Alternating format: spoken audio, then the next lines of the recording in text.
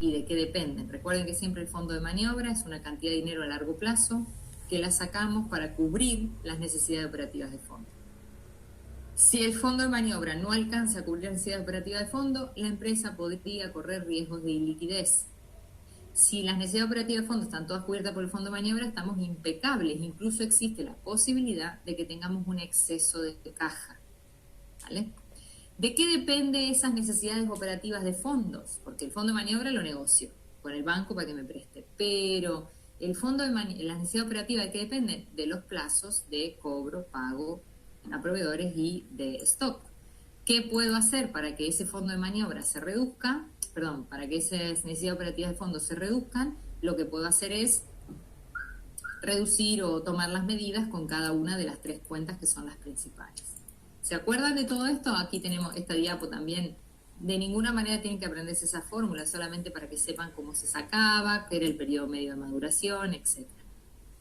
Podría ocurrirles que ¿se acuerdan en el caso 2 que les hacían hacer un análisis de DuPont? ¿Se acuerdan? No les van a preguntar algo por DuPont, pero sí le podrían decir, bien, el ROE de la compañía es el beneficio sobre el patrimonio neto. También se escribe así, y les van a poner el beneficio neto sobre las ventas sobre los activos y los activos sobre el capital. Y les van a dar los ratios de uno, del otro y del otro. No los ratios, sino los valores de cada uno. Que esos tres valores comportan el ROE. Bien. Entonces a lo mejor le va a decir, evalúe el ROE de este año respecto al ROE del año pasado. Indique si evolucionó de forma positiva o no. Indique cuál de los tres componentes que están en la ecuación es el culpable de que haya evolucionado bien o que haya evolucionado mal. Entonces ahí ustedes interpretan cada uno de los tres. Este primer pedazo del ROE es cuántos euros de beneficio neto nos quedamos por cada euro de ventas. La segunda parte del ratio, que es ventas sobre activos, es cuántas veces rota el activo, es decir, cuántas veces vendo todo el activo que tengo instalado en la compañía y vuelvo a darle una rotación. Es muy bueno cuando la rotación es muy alta, porque eso significa que no necesito financiamiento externo, sino que me voy financiando con mis propias ventas. Y por último, activos sobre capitales, el pedazo de la ecuación del apalancamiento, es decir, qué parte de todos los activos invertidos de la compañía están pagados o financiados con capital propio. Si muchos están financiados con capital propio, entonces el ROE va a crecer, y si poquitos están financiados con capital propio, el ROE va a bajar. Dependiendo si de un año al otro creció o bajó, entonces me voy a encontrar con ese factor que puede estar ayudando o desayudando a crecer. No hay mucho más dando vuelta por este caso. A ver, déjenme ver si tengo más. Miren, aquí tengo la segregación del ROE, exactamente esta parte. Este ejercicio podría parecer, pero solo de interpretación, ¿vale? Recuerden, por favor, revisar este ejercicio práctico que vimos en la unidad 3, que tenía tantos ratios, porque aquí tienen toda la parte de la interpretación, que es lo que tiene tanto peso en el examen, ¿vale? Es muy importante que interpreten bien.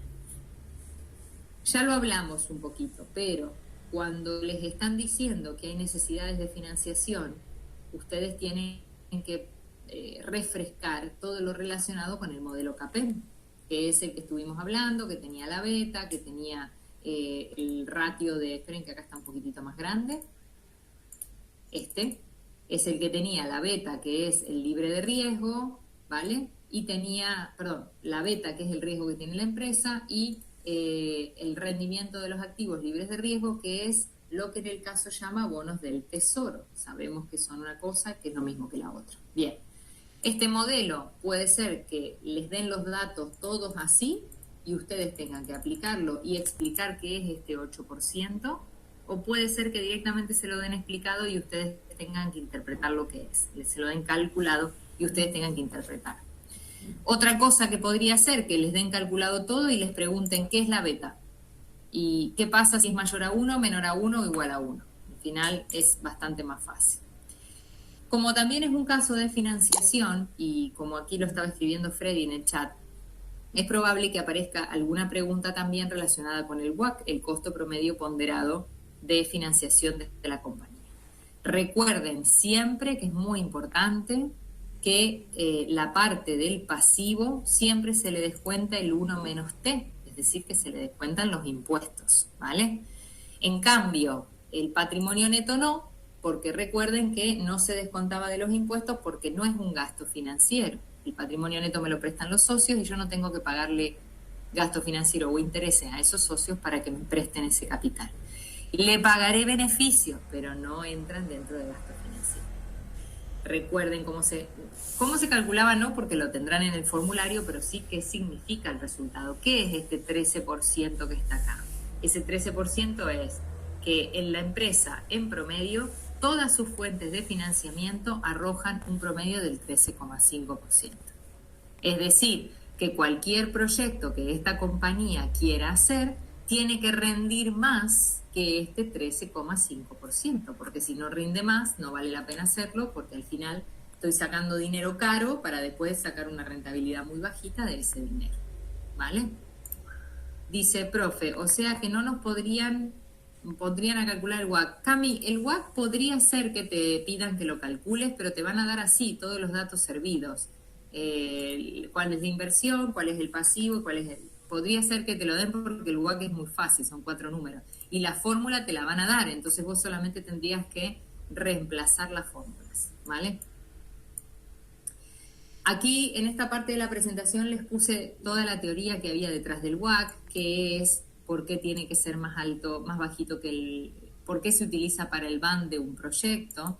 Se utiliza para el BAN del proyecto porque es la tasa de descuento del proyecto para una compañía, por qué es la tasa de descuento apropiada. Estas cosas las vieron todas, fíjate que dice recordamos arriba, es porque ustedes lo tienen en las diapositivas de clase. Y aquí tienen un ejercicio de cómo se calcula el WACC con esos numeritos. Cami, podrían darte a calcular algo así, tan simple, que te den todos los datos y vos tengas que reemplazar, ¿vale? Pero lo más importante no es el cálculo, sino cómo interpretan este 13,5 que da el resultante. ¿Qué más? Sobre el tema de inversiones, esto también ya lo hicimos antes al ejercicio, pero igual. ¿Por qué es necesario, todo este tema de por qué era necesario evaluar las inversiones? Y era para que no invertamos en cosas que cuestan más, que el rendimiento es menor que lo que cuesta. ¿Cuáles son los métodos de evaluación de inversiones? Aquí les traje de nuevo BAN, TIR, Payback, para que ustedes lo refresquen, ¿vale? Esto es muy importante. Y no se olviden de ir a buscar los ejercicios que hicimos de esto, porque es probable que esto sí que aparezca, ¿vale? Es muy importante el BAN para esta materia. Vamos a hacer una pruebita con ustedes. ¿Cuándo acepto un proyecto bajo los criterios del BAN?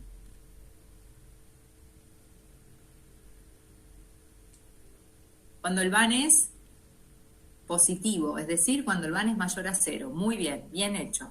¿Cuándo acepto un proyecto bajo los criterios de la TIR? Mucho cuidado y piensen eso porque ese sí que es un error grave, ¿vale? Ojo Reiner, mucho cuidado. Acepto un proyecto bajo los criterios de la TIR cuando es mayor a la exigencia del accionista. Y en caso de que yo no sepa cuál es la exigencia del accionista, la exigencia de la empresa, que es el WACC, ¿vale?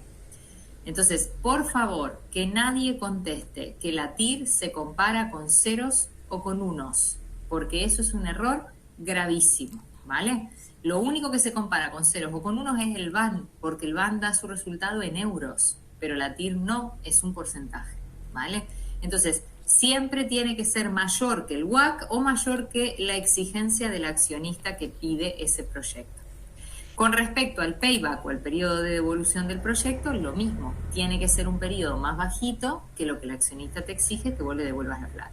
Si no, no vale, ¿vale?